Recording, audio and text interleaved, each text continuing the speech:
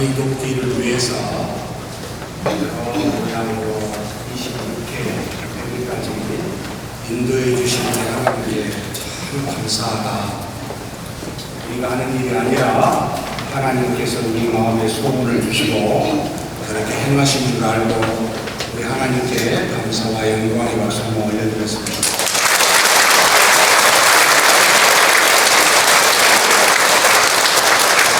이것을 위해서 참 많은 분들이 기도해 주시고 후원해 주셨습니다. 전주시 장로교 총 850여 개 되는데 약 60여 개 정도 교회에서 후원해 주셨고 또 여러 목사님들, 장로님들 또 개개인의 여러 회사들도 후원해 주셨습니다. 그렇게 후원한 모든 것들을 전부 다 북한 어린이 돕기를 위해서 사용하도록 할 겁니다. 오늘 이렇게 있어주신 우리 이렇게 정경 회장님들, 우리 임원들 정말 애써주셨는데 우리 성도님들은 기도해 주셨지만 실무적으로 애써주신 우리 장로님 목사님들도 감사하는 박수 한번 해드리겠습니다.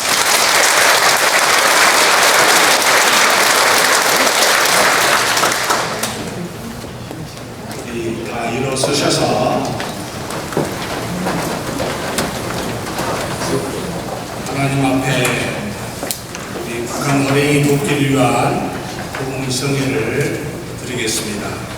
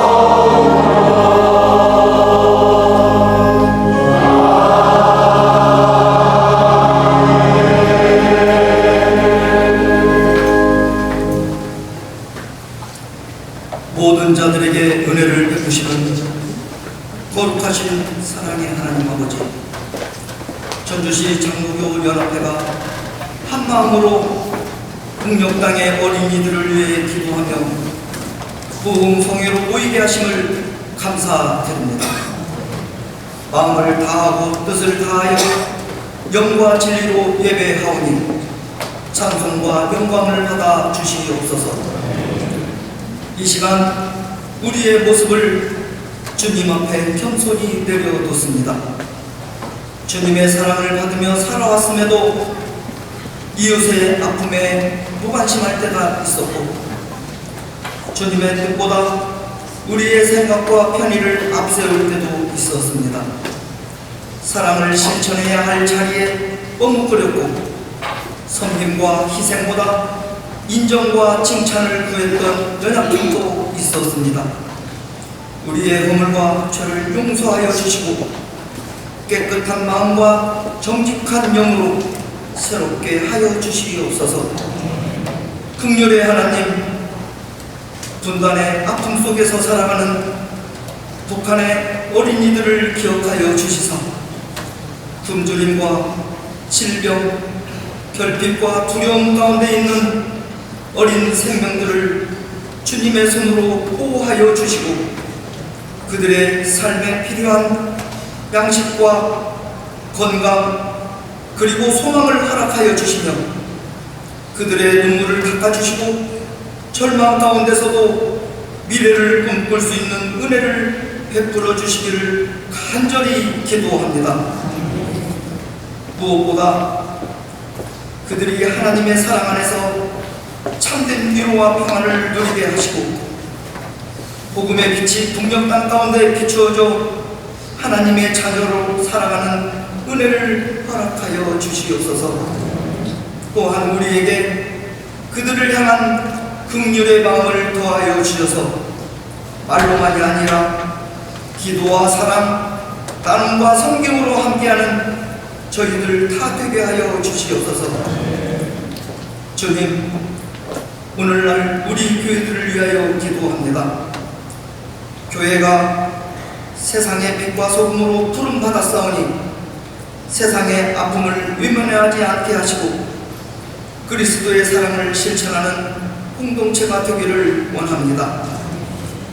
우리의 신앙이 예배당 안에 머무르지 않게 하시고 민족과 이웃 그리고 다음 세대를 섬기는 교회들 될 수 있도록 하나님 역사하여 주시옵소서. 오늘의 부흥회가 단순한 행사나 모임에 그치지 않게 하시고 우리 모두가 하나님의 마음을 품고 민족과 열방을 향한 사명을 새롭게 다짐하는 은혜의 시간 될 수 있도록 인도하여 주시옵소서. 독한 어린이들을 돕기 위한 우리의 작은 헌신과 정성이 하나님의 나라를 이루어가는 귀한 씨앗이 되게 하시고 그 열매가 풍성하게 맺히게 하여 주시옵소서. 부흥의 준비를 위해 수고하신 전주시 장로교연합회 대표회장 김석호 목사님과 모든 임원들을 위해 은혜를 더하여 주시사 섬김과 헌신으로 맡겨진 사명을 감당할 때 기쁨으로 섬기며 가정과 사역 위에도 주님의 평강과 복을 허락하여 주시옵소서.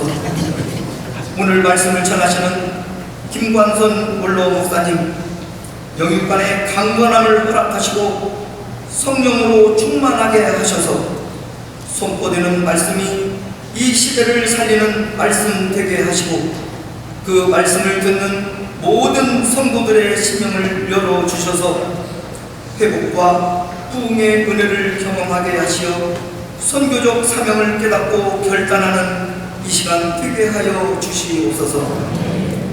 찬양 중에 임하시는 하나님 아버지, 찬양대가 정성을 다해 준비한 찬양이 천사도 흠모하는 찬양이 되기를 원하오며 우리를 구원하여 주신 예수 그리스도의 이름으로 간절히 기도드립니다. 아멘.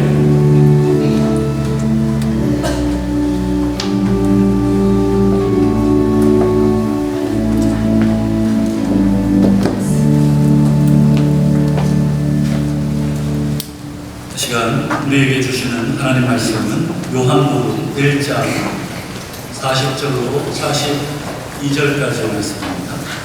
신약성경 요한복음 1장 40절에서 42절 찾으신 줄로 알고 제가 봉독해 오겠습니다.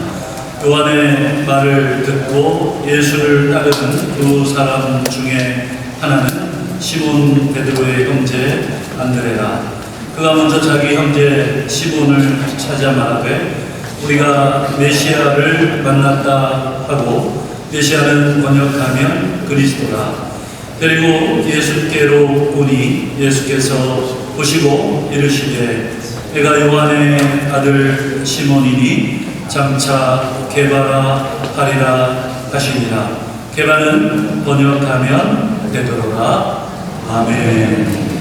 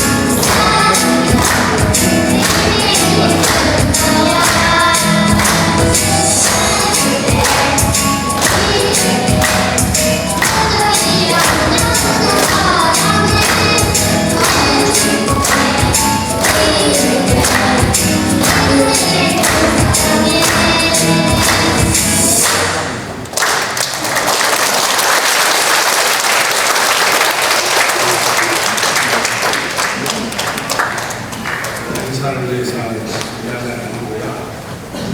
오후 주일학교 오전에서부터 오후까지 전부 남아있는 성경은 젊은 분들 중심으로 되어 있는데 오늘 순서에서 사게 됐습니다. 다시 한번 우리 어린 친구들과 우리 젊은 부부들에게 격려의 박수 한번 해주세요.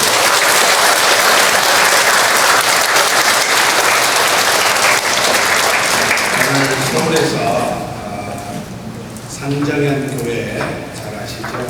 북한 평양에 있다가 전쟁시 한국당으로 남한으로 내려왔었던 성도인들 중심으로 세워졌었던 교회, 그 교회에 담임으로 계시다가 저는 몰랐습니다. 올 4월 달에 원로 목사님이 계셨다는 것을 제가 지난달에 알게 되었는데요.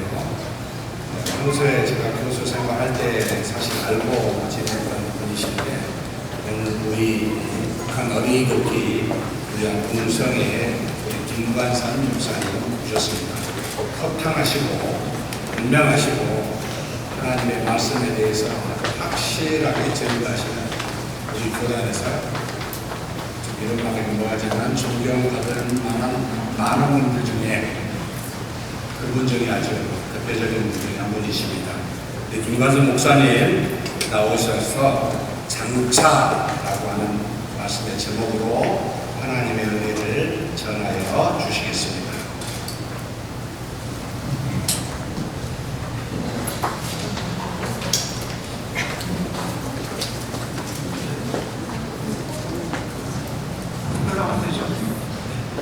강사 소개가 길어지는 것은 강사가 유명하지 않을 때 나옵니다.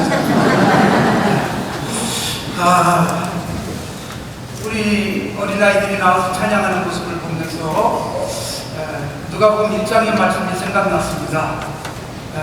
어린 세대 요한을 보면서 장차 이 아이가 어찌 될까 많은 사람이 그렇게 기대를 했고 그 기대 가운데 요한이라고 하는 위대한 인물이 만들어지게 됩니다. 제가 만약 결혼해서 아직도 살고 있습니다. 제가 제 아내하고 결혼할 때 참 결혼하면 과연 앞으로 어떻게 살아갈까 걱정스러운 그런 면도 있었습니다. 장모님이 제 아내가 저하고 결혼한다 그러니까 목숨 걸고 반대를 하셨습니다. 장차 장모님을 제가 모실 것이라는 것을 생각도 못하고 그렇게 반대를 하셨어요. 우리 장모님을 제가 모시고 30년 이상을 살고 있습니다. 그런데 우리 장모님은 앞으로의 운명도 모른 채 저하고 아내하고 결혼하는 것을 반대를 하셨습니다. 근데 반대할 만했습니다. 저나 제 아내나 가난했습니다. 저는 당시 신대원에 다니고 있었어요. 군대 다녀와가지고 정문장교로 군생활을 해서 정문장교로 무려 37개월을 있었습니다. 훈련 기간 빼고 전체적으로 한 40개월 군생활을 했는데 한 달에 13만 9천 원 월급을 받았어요. 그 월급을 가지고 열심히 저축을 했습니다. 돈이 한 푼도 없는 저였기 때문에. 그리고 또 장교로 가게 된 이유도 목돈을 좀 마련하자. 그래서 장교로 갑니다. 그래서 죽어라고 노력해서 시험에 합격하고 석사 전문장교로 중위계급장을 달고 갔습니다. 첫 월급이 13만 9천 원이었어요.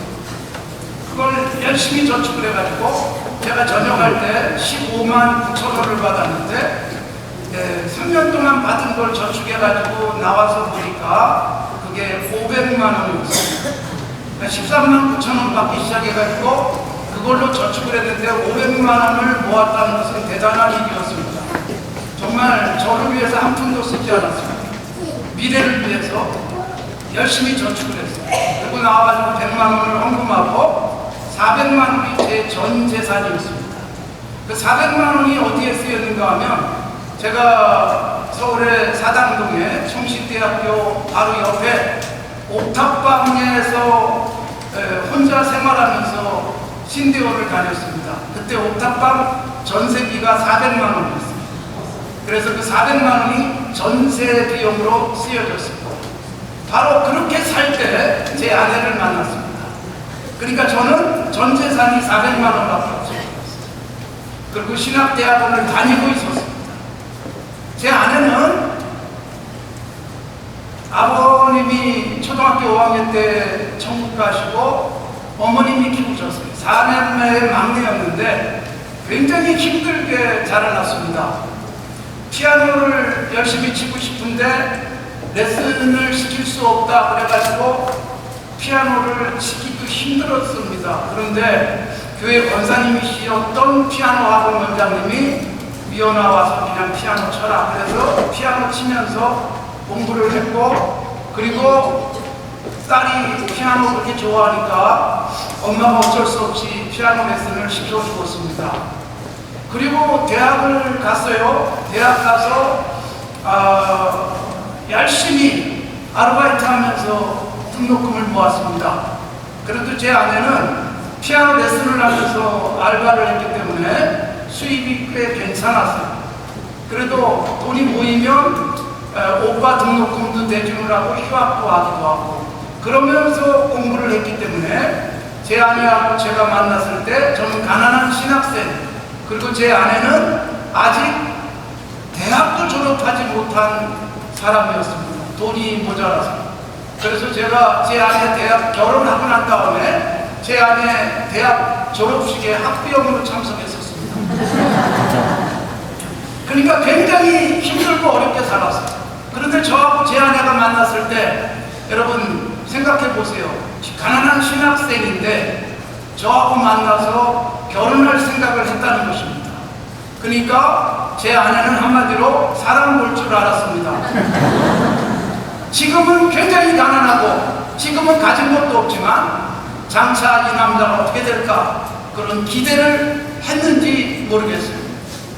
그래서 제 아내하고 저하고 만나서 결혼을 하는데, 자, 저도 가난했죠, 제 아내도 가난했죠. 거기다가 또 결혼하는 데 있어서 가장 큰 걸림돌일 수 있었던 게 뭐냐면 제 아내가 저보다 8cm가 컸습니다. 그래서 결혼할 때, 결혼하고 나서 우리 집에서 제가 둘째로 큰 사람이었어요. 제 아내가 첫 번째, 그 다음에 저. 그런데 제 아들이 중학교 1학년이 될 때 저는 우리 집에서 세 번째로 큰 사람이었어요. 그리고 제 딸아이가 내가 중3이 됐을 때 저는 우리 집에서 제일 작은 네 번째로 큰 사람이었어요. 우리 집에서 제가 제일 귀여웠습니다. 그러니까 여러분, 결혼을 하는 것도 이런저런 제약도 사실은 여러 가지 어려운 여건들이 있었지만 제 아내가 저의 가난함을 보면서도 오늘의 가난을 보지만 아마 미래를 눈 떠서 보지 않았을까 생각을 했습니다. 물론 앞으로 키가 클 것이라는 생각은 못했을 거예요. 그러나 여러분, 8cm 작은 저를 남편으로 맡고 저하고 결혼해서 지금까지 잘 살고 있습니다. 여러분, 우리는 늘 오늘만 보며 살아갈 수 있어요. 지금만 보며 살아갈 수 있어요. 그러나 여러분, 예수 믿지 않더라도 건강한 의식을 가진 사람들은 오늘보다 내일을 볼 줄 알고 지금보다 장래를 볼 줄 아는 눈을 가져야 한다는 것입니다. 더욱이 예수 믿는 우리들에게는 이런 미래를 볼 수 있는 눈을 주님이 열어주시지 않습니까? 우리는 여러분 어디까지 봅니까? 우리는 죽음 이후까지 볼 수 있는 사람들이잖아요. 단순하게 살아가면서 10년 후, 20년 후를 보는 게 아니라 내가 죽어도 죽음 이후에 나의 삶이 어떨지를 볼 수 있는 영혼을 열어서 우리들은 세상을 살면서도 때로는 너무너무 힘들어도 견뎌낼 수 있는 것은 뭐예요? 미래를 볼 수 있는 눈이 있기 때문에 그런 것입니다. 오늘 우리가 읽은 말씀에 보면 베드로라고 하는 사람이 예수님을 처음 만나는 장면이 나와 있습니다. 여러분, 우리가 아는 대로 예수님께서 이 땅에 오셔서 사람들을 선택하시는데 그렇게 대단한 사람들을 선택하지 않았습니다. 안드레가 예수님을 먼저 만났습니다. 그리고 안드레는 시몬, 자기 형제를 찾아서 내가 메시아를 만났다. 그리고 예수님께 데리고 왔습니다. 여러분, 안드레가 예수님께 이 시몬이라는 형을 데리고 왔을 때 예수님이 뭐라고 말씀하셨습니까? 넌 꼭 너 같은 놈들만 데리고 오는구나, 그러질 않으셨습니다. 시몬을 보자마자 하신 말씀은 너는 가난한 어부지, 그런 말씀도 하지 않으셨습니다. 시몬의 현재도 시몬의 과거도 일체 언급하지 않으셨습니다. 딱 한 말씀 하십니다. 내가 요한의 아들 시몬이니 장차 게바 베드로 반석이라 합니다. 그러니까 여러분, 시몬이 예수님을 만나서 뭐가 열려요? 장차가 열리는 거예요. 미래가 열리는 거예요. 지금은 가난한 어부예요. 그 어떤 능력도 갖고 있지 못한 사람일 수 있고, 백그라운드로 친다면 아무런 그를 지원해 줄 수 있는 사람도 없던 시몬이었던 것입니다. 그러나 예수님이 시몬을 만나자마자 하신 말씀은 오늘이 아니고, 그리고 어제도 아닌 장차 너는 개바가 될 수 있다는 말씀을 하셨다는 것입니다. 여러분, 오늘 우리들이 북한 어린이를 돕기 위한 그런 집회를 하고 있습니다.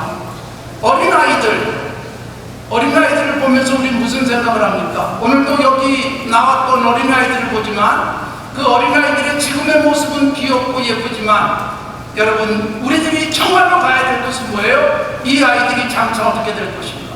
그리고 더 나아가서 우리 지금 어린아이들은 그래도 이 땅에서 행복하게 살고 있어요. 그런데 북녘 땅에 오늘의 어린이들은 어떻게 살고 있을까요? 사실 이 생각이 그렇게 적절하지만은 않습니다. 여러분, 한번 생각해 보세요. 북한 어린이와 남한의 어린이를 따지면 누가 더 행복할까요?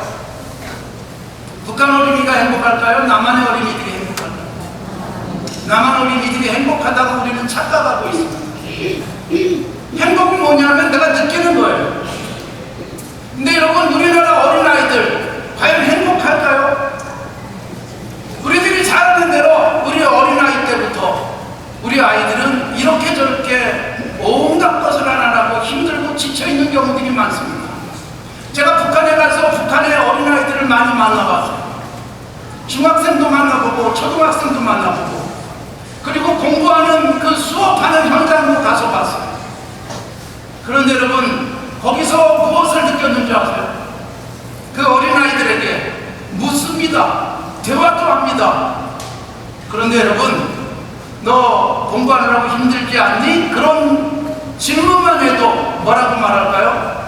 우리 어버이 수령께서, 우리 장군님께서 모든 걸 다 해주시기 때문에 저는 너무너무 행복합니다. 근데 여러분, 싫어하고 있다 그런 생각할지 모르지만 그게 뭐예요? 진심이에요. 최소한 어린아이들은 진심이에요. 정말 행복한 거예요. 남한 사회를 모르니까 비교할 수도 없어요. 그들은 행복하다고 생각하고, 그들은 장차 장군님께서 열어주신 내일을 기대하며 살아가고 있는 그런 북한의 어린아이들. 여러분, 완전히 신앙이 되어버린 우리 어린아이들. 제가 그 아이들을 보면서 무슨 생각을 하는가 하면, 우리 예수 믿는 사람들은 과연 행복할까? 여러분은 어떠세요? 행복하십니까? 저렇게 아멘이라고 말하지만 오늘 밤에 가면 또 불행한 일이 생길지도 모릅니다.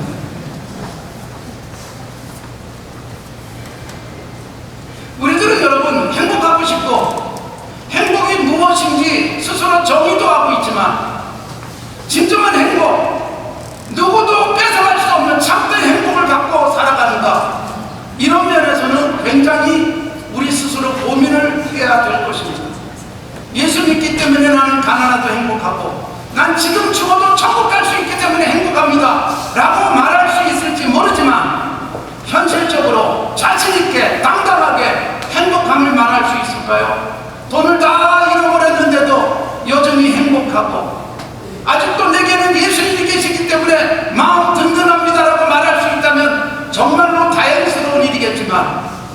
여러분, 현실 속에서 혼자 있게 되다 보면 그 행복이라고 하는 것이 너무나도 우리에게 현실적으로 와닿지 않을 수도 있다는 것입니다. 정말 사람을 행복하게 만드는 것은 무엇일까요? 장차예요, 장차. 지금은 좀 어려워도, 오늘은 좀 힘들어도 내일 내게 뭔가 기대하고 꿈꾸던 것들이 이루어질 수 있다고 생각하면 그것이 인생을 행복하게 할 수 있을 것입니다. 베드로 사도 어땠을까요? 매일 물고기 잡으면서 살았습니다. 그게 자기에게는 그냥 평생 놓을 수 없는 일이었습니다. 그런데 베드로 사도에게 예수님이 안드레를 통해서 나타나 주셨어요. 그리고 안드레를 통해서 예수님께 왔습니다. 예수님께서 그를 보자마자 하신 말씀, 내가 요한의 아들 시몬이니 장차 개바, 장차 베드로, 장차 반석이 될 것이다. 여러분, 예수님 만나면서 열린 게 뭐예요? 경제적 사정이 좋아진 것이 아닙니다. 물고기나 잡던 사람의 직업이 바뀐 것이 아닙니다. 개바가 살고 있던 집이 화려해진 것이 절대로 아닙니다. 베드로가 입고 있던 옷이 비싼 브랜드의 옷으로 바뀌지도 않았습니다. 예수님이 말씀하시는 거예요. 지금은 물고기 잡고 있는 너지만 장차 개바가 될 것이다. 장차 반석이 될 것이다. 장차 베드로가 될 것이다. 여러분, 그 말씀 베드로 사도가 어떻게 받아들였는지 모르겠지만 베드로의 가슴 속에 그때부터 뭐가 꿈틀거렸을까요? 자기 속에 있던 장차, 내일, 미래, 이게 여러분 어느새 생각하게 됐을 것이고, 주변에 있는 사람들이 시몬이라고 부르던 베드로가 이제 자기 이름이 개바로, 자기 이름이 베드로로, 자기 이름이 반석이라는 뜻으로 바꾸고 난 다음부터 가슴 속에서 나는 개바야, 나는 베드로야 라는 생각이 들지 않았을까요? 마태복음 16장에 보면 내가 이 반석 위에 내 교회를 세운다고 할 때 베드로 사도의 신앙 고백이 반석처럼 그렇게 해석되어져서 예수님이 그렇게 말씀하셨을 것입니다. 그러나 로마 가톨릭 교회는 바로 이 시몬 베드로를 교회의 기초, 교회의 반석처럼 생각하면서 초대 교황이라고 숭상하고 있습니다. 예수님이 가르친 것과는 전혀 다른 생각을 하고 있는 것인데, 우리는 여러분, 시몬이 예수님을 만나면서 무엇이 열렸어요? 내일이 열렸어요. 미래가 열렸어요. 사랑하는 성도 여러분, 지금 어떻게 살고 있든지 간에 내일, 그리고 내년, 10년 후 희망을 갖고 살아가고 있는 사람이라면 오늘을 이겨낼 수 있습니다. 우리의 자녀들, 우리의 어린아이들, 이들 속에 내일에 대한 희망과 내일에 대한 기대가 분명하면 여러분, 오늘 내가 열심히 하면서 힘들어도 견뎌낼 수 있고 참을 수가 있었던 것입니다. 제가 초등학교 6학년 때까지 우리 아버지가 굉장히 부자로 살았습니다. 서울의 약수동에서 우리 집이 제일 큰 집이었습니다. 제가 장춘 초등학교를 다녔는데, 참고적으로 말씀을 드리면 뭐 전직 대통령도 거기, 재벌 회장도 그 학교를 나왔습니다. 굉장히 좋은 학교였습니다. 학생 수도 많았고 선생님도 많았습니다. 우리 아버지가 얼마나 부자였는가 하면 장춘 초등학교에 100여 명의 선생님을 전부 다 불고기집으로 모시고 식사 대접을 할 만큼 그렇게 넉넉하게 사셨습니다. 그러니까 경제적으로 너무 좋은, 그래서 약수동에서 제일 좋은 집에 살면서 아무런 어려움도 없이 살던 제가 초등학교 6학년 때 우리 아버지가 완전히 몰락을 하고 말았습니다. 아무것도 남지 않았습니다. 그래서 약수동에서 더 이상 살 수가 없어서 서울에 저 변두리로 이사했습니다. 서울인데 논밭이 있었어요. 서울인데 기찻길이 바로 옆에 있었어요. 그런 곳으로 이사가서 살았어요. 그렇게 살면서 더 가난해지고 더 어려워져가지고 나중에 여러분, 내가 거할 방조차가 없었습니다. 제가 지금도 가장 힘들었던 때가 언제인 줄 아세요? 7남매였는데 뿔뿔이 다 흩어졌어요. 제가 7남매 중에 6번째였습니다. 제 위에 바로 형이 있었습니다. 흩어져서 각자 잠잘 수 있는 곳을 찾아야 됐는데 제가 가장 힘든 시간을 보냈던 게 뭐냐면 우리 동네에 개척하는 전도사님이 계셨어요. 신영교회까지 차비가 없어서 가지 못하기 때문에 동네 개척교회를 좀 다녔어요. 근데 여러분, 그 전도사님이 저를 불쌍히 여겨가지고 제 형하고 같이 전도사님 방에서 재워주셨어요. 근데 그 방이 무슨 방인 줄 아세요? 개척한 교회의 옥상에 있는 옥탑방이었습니다. 전도사님과 사모님과 어린 애기가 있었어요. 한 돌도 안 되는 겁니다. 그런데 여러분, 그 옥탑방에 저하고 제 형이 들어가서 같이 잠을 잤어요. 저는 지금도 가장 끔찍한 시간이었어요. 왜 힘들었는가 하면 그 방에서, 그 좁은 방에서 빌부터 자는 것도 힘든 일이었지만 왜 전도사님은 이렇게 늦게 주무시는지, 그 시간까지 버텨야 되는 게 너무나도 힘들었어요. 그러니까 그 가난하고 힘든 상황 속에서도 늦게 자는 게 더 힘들었던 거예요. 그렇게 살아야 될 때도 있었습니다. 고등학교를 가야 되는데 고등학교 갈 등록금이 없었어요. 우리 아버지가 고등학교 등록금 다 대주고 책도 무료로 주고 그럴 수 있는 학교를 찾아냈어요. 실업계 고등학교. 그리고 어느 날 저보고 시험을 치라는 거예요. 근데 저는 목사가 되겠다고 초등학교 때부터 다짐했기 때문에 사실은 그 학교 가고 싶지가 않았어요. 실업계 고등학교를 가는 것은 큰 문제가 없었는데 학교에서 모든 돈을 다 대주는데 그 돈이 어디서 나올까요? 국가에서 나옵니다. 그 대신 졸업을 한가 동시에 기술 하사관으로 군대 가서 7년을 있어야 됩니다. 그러니까 저로서는 나는 고등학교 졸업하고 대학도 가고 그래서 신학대학원도 하고 목사가 돼야 되는데 군대 가서 7년을 있어야 되다니 이게 저로서는 굉장히 큰 고민이었어요. 그래서 입학식 날 안 가고 들어놓았어요. 근데요, 우리 아버지가 아무 말씀도 안 하셨어요. 조용히 일어나시더니 제 교과서, 학교에서 받아온 교과서를 다 싸들고 나가시더라고요. 학교에 가서 반납을 하고 돌아오셨어요. 전 지금 생각해도 우리 아버지에게 너무 미안하고, 그런데도 우리 아버지는 아들을 원하는 학교에 보낼 수 없는 것 때문에 또한 저한테 미안하고 그런 시간을 몇 년간 보냈습니다. 그래서 없는 살림에 재수를 해서 고등학교를 갔습니다. 그러나 여러분, 그 가난하고 어려울 때, 그리고 또 제가 중학교 1학년 때부터 했던 일이 동아일보를 돌리는 일이었습니다. 학교 갔다 오면 그 당시는 석간신문이었기 때문에 그 석간신문을 360부 정도 끼고, 그리고 저녁마다 신문을 돌렸고, 요즘 같지 않아서 신문값을 직접 받아와야 할 만했어요. 학교에서 끝나고 오자마자 신문 돌리고, 그리고 신문값 쓰고 막기 위해서 돌아다니고, 그러면 얼마나 힘들었어요. 그러면서도 공부도 열심히 해야 됩니다. 그래도 중학교 1학년 때요, 그래서 한 4등, 3등 막 이렇게 했어요. 그러니 여러분, 잠은 거의 자지 못했습니다.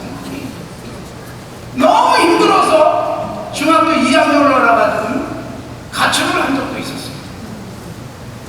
가출했는데 별 뾰족한 수가 없어가지고 다시 집으로 돌아오긴 했지만, 제가 얼마 전에 거기 답사를 갔다 왔어요. 인천으로 도망을 갔었는데 400원을 손에 들고 서울역에 가서 기차를 탔어요. 그리고 무조건 갔어요. 종점까지. 동인천역이었습니다. 수요일날 저녁이었는데 이렇게 보니까 저쪽에 십자가가 보였어요.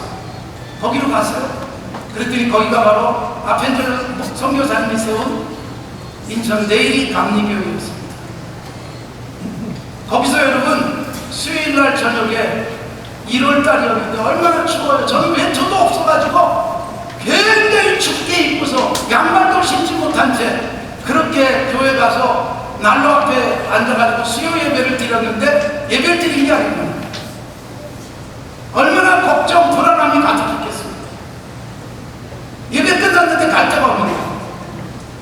그래서 난로 앞에 그냥 쭈그리고 있었는데 놀라운 것은 거기 20대 청년이 저를 보고 제게 와서 어깨를 툭툭 터뜨렸어요. 저는 기도하는 척하고 있었는데 야, 너 갈 데 없니? 그러더라고요. 대답도 못했어요. 나 따라와. 그래서 그 형을 따라왔어요. 좋은 집도 아니라 단독주택 허름한 집인데 내 방에서 자자. 그러고서 재워줬어요. 이름도 안 물어보고 사연도 묻지 않고 어디서 왔는지도 묻지도 않았어요. 거기서 이틀을 잤습니다. 그런데 여러분, 이틀쯤 자고 났는데 방법이 없어. 대책이 없어요. 그래서 다시 남은 돈을 가지고 기차표를 사고 집으로 돌아왔어요. 그런데 집으로 돌아가는 게 너무 두려워가지고 그 당시 집 근처 교회에 수요일도 나가고 그랬었는데 그 교회를 향해서 갔어요. 밤 12시였어요. 근데 놀랍게도 문 앞에 목사님 사모님이 서 있더라고요. 저를 보자마자 관선아 어디 갔다 왔니? 그리고 제 손을 딱 잡고 예배당 안으로 들어갔어요. 예배당 안으로 들어가서 저 앞에, 요 앞에까지 갔는데 바로 요 앞에 제 어머니가 엎드려 계셨습니다. 집사님, 관선이 왔어요. 우리 어머니가 벌떡 일어나시더니 제 손 딱 잡고 집으로 갔습니다. 자라. 그래서 잤어요. 아침에 밥을 차려주시고 학교 가라 그래서 학교 갔어요. 우리 어머니가 93세에 천국 가셨는데 93세 천국 가실 때까지 제가 그때 어디 갔다 왔는지 말씀을 안 드렸어요. 그리고 우리 어머니도 93세가 돼서 천국 가실 때까지 그때 어디 갔다 왔냐고 묻지를 않으셨어요. 왜요? 어머니도 제 마음을 알고 저도 어머니 마음을 알고 그렇게 공부해야 됐어요. 그러나 여러분, 저의 가슴 속에 뭐가 있었을까요? 시흥교에서 어린 시절을 보내면서 저는 지금도 살아계신 저희 전도사님, 교사의 벗을 만드신 임승원 목사님, 저는 그 전도사님의 설교를 들으면서 가슴 속에 뭐가 심겨졌을까요? 나는 전도사님처럼 돼야 돼. 이게 제 가슴 속에 있었어요. 장차 나는 저 전도사님처럼 어린아이들을 가르치는 훌륭한 전도사님이 되고 싶어라는 생각이 가슴 속에 있었고, 때로는 가출되어야 됐고 너무나도 힘들어서 어려운 시간을 보내야만 했지만 그래도 제 가슴 속에 뭐가 남아있을까요? 나는 목사가 될 거야. 나는 그 임승환 전도사님처럼 될 거야 라는 생각이 가슴 속에 있었는데 이건 누가 심어준 걸까요? 예수님을 어린 시절에 만나면서 예수님을 만났더니 제 가슴 속에 장차 미래, 지금은 아무것도 갖고 있지 않지만 하나님이 너를 사용하실 것이라는 기대와 신뢰가 제 가슴 속에 있었던 거예요. 그게 저를 지켜냈고 그게 저로 하여금 대학도 가게 만들었고 대학원도 졸업하게 만들었고 정훈장교로 군대도 갔다 오게 만들었고 그리고 신학대학원을 가면서 목사가 됐고 생각도 못했던 산지교회에서 31년 4개월을 담임 목사로 일하다가 올해 8월에 70이 될 저는 은퇴를 했습니다. 그러니까 그동안 저를 버티게 해줬던 진정한 힘은 뭘까요? 예수님을 어린 시절 만났어요. 예수님을 만나고 났더니 제 가슴 속에 뭐가 생겼어요? 장차 앞으로 지금은 어떨지 모르지만 반드시 나는 목사가 될 수 있을 거고 그 장차라고 하는 신앙이 제 가슴 속에 심겨진 것입니다. 예수님을 제대로 만나면 장차 내일에 대한 기대가 생기는 거예요. 시몬에게 장차 개발하리라. 그리고 시몬은 정말 반석 같은 초대교회의 일꾼이 되어졌던 것입니다. 사랑하는 성도 여러분, 오늘 우리는 북한 어린이를 돕기 위한 집회를 하고 있는데 지금 우리가 키우고 있고 지금 우리 교회 안에서 자라고 있는 주일학교하고는 전혀 다른 세계 속에 살고 있는 북한의 어린이들, 어버이 수련께 감사하고 수련회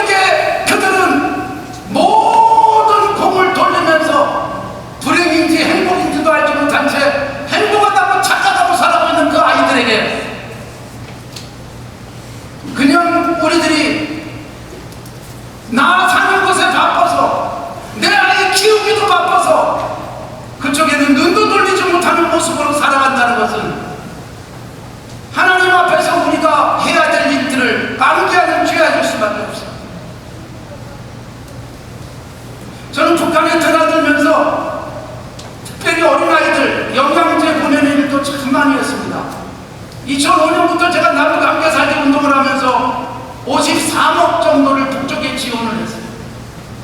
영양제 보내고 학용품 보내고 그리고 방화나 그리고 방한복 보내고 남북이 완전히 막혔을 때는 낮은 성공 지역을 꾸준히 지원하면서 지금은 여러분 오늘 아침에도 제가 사진을 받았지만 낮은 성공에 진료소를 다시 짓고 있는데 진료소 짓고 있는 모습을 증명해 주기 위해서 동영상도 보내고 사진도 보내왔어요.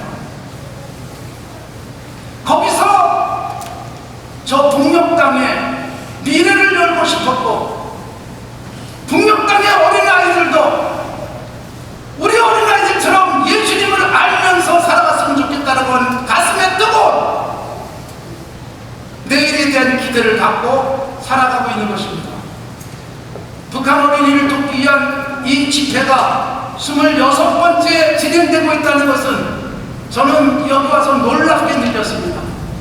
전주에서 이런 기대와 생각을 가지고 지금까지 해왔다는 것, 이게 얼마나 놀라운 일이겠습니까?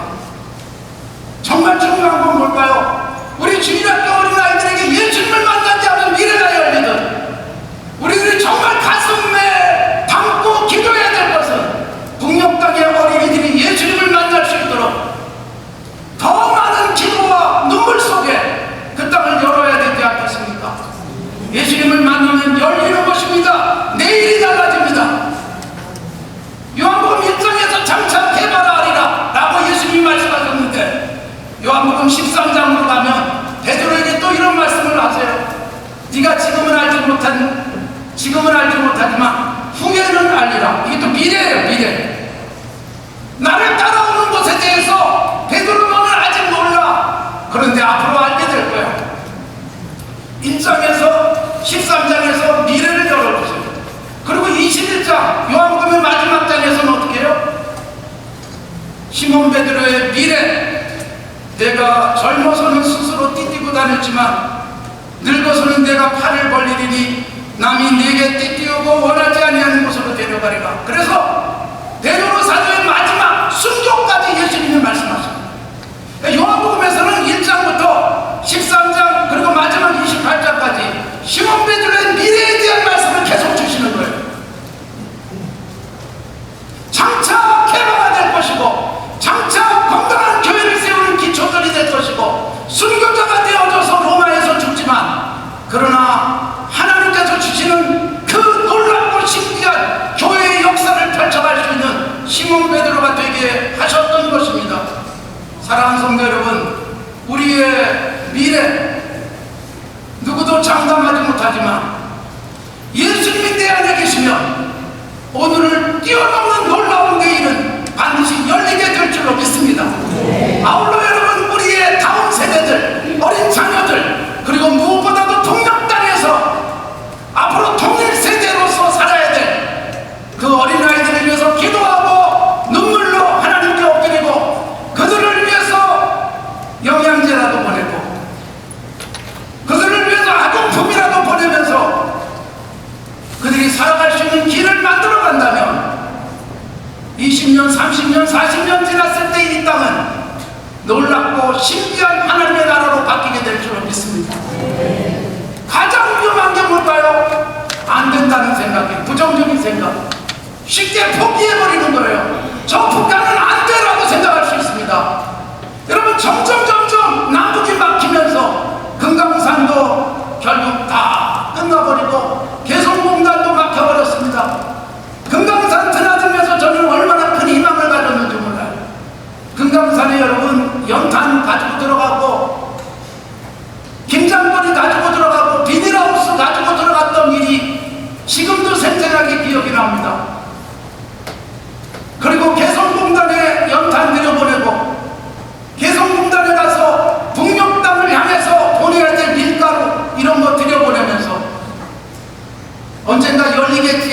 있지만 더 답답하게 막히고 말았습니다.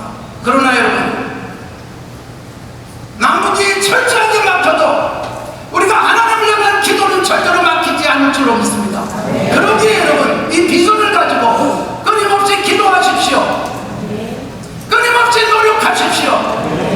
나의 작은 헌금을 통해서 북녘 땅에 어디가든 길이 만들어질 것을 기대하시기 바랍니다. 그래서 우리 북한의 어린이들과 우리 어린이들이 어깨를 나란히 한 채 대한민국의 내일을 열어갈 수 있다면 얼마나 좋겠습니까? 사랑하는 성도 여러분, 제가 우리 젊은이들을 보면서 느끼는 게 뭔지 아세요? 20대, 30대들 이번에 선거에서도 표심이 나타나 있지만 미래에 대한 생각, 특히 여러분 북한에 대한 생각은 전혀 다릅니다. 통일은 안 됐으면 좋겠다는 생각을 합니다. 통일돼봐야 우리도 일자리 구하기 힘든데 더 어려워질 거야. 통일 비용 때문에 우리는 더 힘들어질 거야 라고 생각하면서 젊은이들의 의식은 냉랭해져 가고 있습니다. 교회가 희망이어야 합니다. 그래서 교회는 꾸준히 북녘 땅에 하나님의 나라의 비전을 우리에게 하나님이 주셨다는 것을 심어가고 다음 세대를 교육해야 되는데, 사실 지금 이 자리에도 그 젊은이들은 거의 없잖아요. 관심도 없을 수 있습니다. 제가 북한 선교회를 하면서 통일세대 프로젝트라는 것을 한 적이 있습니다. 우리 대학생들 한 10여 명 선발해서 베를린까지 여행을 갔습니다. 거기서 독일의 청년들과 만나게 하고, 거기서 가능하면 북한의 청년들을 만나게 해가지고 기도회 하면서 젊은이들에게 의식을 열어준 적이 있습니다. 거기 갔다 온 젊은이들이 기도하기 시작하는 겁니다. 북녘 땅의 회복을 위해서 통일 독일에 가서 그 남아있는 장벽 보면서 이렇게 막혔던 베를린이 하나로 통일됐다는 것, 그걸 가슴속에 가지고 와서 우리 대한민국도 가능하다라고 하는 생각을 심어주게 만들었던 적이 있습니다. 여러분, 우리 다음 세대들, 우리 젊은이들, 그리고 더 나아가서 우리 어린아이들,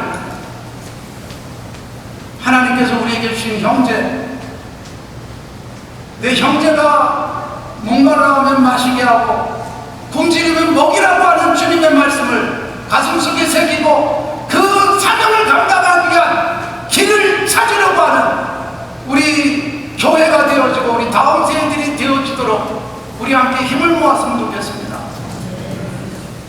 그래서 여기서 이렇게 절박하게 우리가 외치고 있는 우리의 기도와 우리의 눈물과 그리고 우리의 다짐들이 언젠가는 저 북녘 땅의 어린아이들에게 선물꾸러미를 안겨주고 그들의 미래를 열어줄 수 있는 그런 비전을 공유할 수 있는 그날이 오기를 간절히 바랍니다. 오늘 함께 참여하신 성도 여러분, 이 귀한 일을 26번째 하고 계시는 애쓰시고 수고하시는 분들 포기하지 마십시오. 반드시 하나님께서 어떤 방법으로든 그 땅을 열어주시고 우리가 가슴 뜨겁게 외치면 반드시 하나님께서 앞서서 일하실 줄로 믿습니다. 문제는 뭐예요? 안 된다고 생각하고 끝났다고 생각하고 더 이상 우리는 해봐야 소용없다고 생각하는 패배의식과 냉소적 태도라는 것입니다. 오늘 이 전주에서 함께 모여서 기도하고 또 다짐하는 이 시간에 하나님께서 우리의 비전을 열어주시고 내일을 우리들이 힘있게 열어가면서 북녘 땅의 어린이들, 우리 아이를 품듯 그렇게 품고 기도라도 합시다. 그 아이들을 품고 기도하면서 그 아이들에게 어떻게든 영양제 하나라도 들어갈 수 있도록, 학용품 하나가 들어갈 수 있도록 기도하면서 그 꿈들이 이루어지는 놀라운 하나님의 사람들이 되어지기를 바랍니다. 사랑하는 성도 여러분, 오병이의 기적이 누구를 통해서 일어났습니까? 요한복음에 의하면 어린아이가 손에 들고 있던 작은 것이었습니다. 그게 놀라운 일을 해내지 않습니까? 불가능하게 보이는 것이 예수님의 손에서는 놀라운 일로 바뀔 수 있다는 것입니다. 일찍 루비에서 우리 교회가 역사를 쭉 정리한 것들을 봤어요. 그리고 그 당시 초기의 선교사님들의 이야기도 제가 접할 수 있었습니다. 사랑하는 성도 여러분, 토마스 선교사님이 1866년에 순교했는데 그때 몇 살이었을까요? 27살이었습니다. 1885년에 언더우드 아펜젤러 선교사가 이 땅에 오셨어요. 그때 몇 살이었을까요? 26살, 27살이었습니다. 헐버트 선교사님이 이 땅에 와서 나는 조선 땅에 묻히고 싶다고 그렇게 외치다가 결국은 양아틀에 모셔져 있는 헐버트 선교사님, 이 땅에 왔을 때 23살이었습니다. 로제타 홀 선교사님 있습니다. 여성으로서, 의사로서 조선 땅에 와서 불쌍한 환자들을 위해서 헌신했던 로제타 홀 선교사 25살이었습니다. 이듬해 여러분 양곤한 윌리엄 홀 선교사 30살의 홀 선교사가 와요. 두 분이 같이 사역하다가 3년쯤 후에 안타깝게도 남편 윌리엄 홀 선교사가 천국 갑니다. 이 땅에 와서 견디지 못해서 병 걸려 죽습니다. 그리고 홀 선교사 뱃속에 어린아이가 남아요. 그 어린아이가 셔우드 홀 선교사입니다. 뱃속에 있던 아이를 미국 가서 다시 낳고 그리고 들어와서 사역을 계속했고 셔우드 홀 선교사도 이 땅에 와가지고 조선 땅을 위해서 일했습니다. 크리스마스 씨를 처음으로 만든 사람이 셔우드 홀 선교사입니다. 크리스마스 씨를 만들어서 독립군을 지원했다는 제목으로 셔우드 홀 선교사가 추방됐을 때 그는 동국으로 돌아가지 않고 인도에 가서 결핵사업을 계속했습니다. 그러니까 여러분 생각해보세요. 이 척박하고 이 어두운 땅에 복음 하나 들고 때로는 남편이 죽고 자식들이 죽어도 이 땅을 포기하지 않은 채 선교하셨던 분들을 생각해 보십시오.